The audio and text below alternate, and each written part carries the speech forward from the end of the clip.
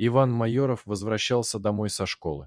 Чтобы сократить дорогу, школьник пошел через железную дорогу. Он часто пользовался этим маршрутом, но на этот раз заметил, что недалеко от железнодорожных путей появилась картонная коробка. Школьник не прошел мимо. Иван решил проверить, что находится в коробке. Внутри он увидел собаку, которая свернулась клубком и не шевелилась. Мальчику показалось, что собака не дышит, но, посмотрев внимательнее, он заметил, что животное еще живо.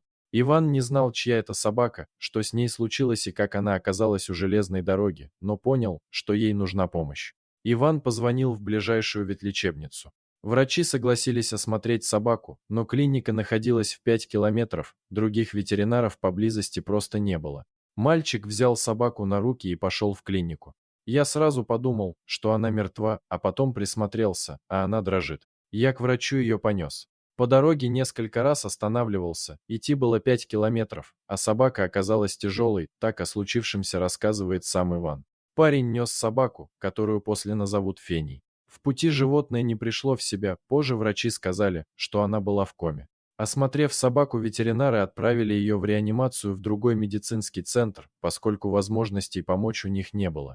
Чтобы собака попала к специалистам, Иван сам оплатил ее транспортировку. То, что Феня перенесла дорогу, оказалось настоящим чудом.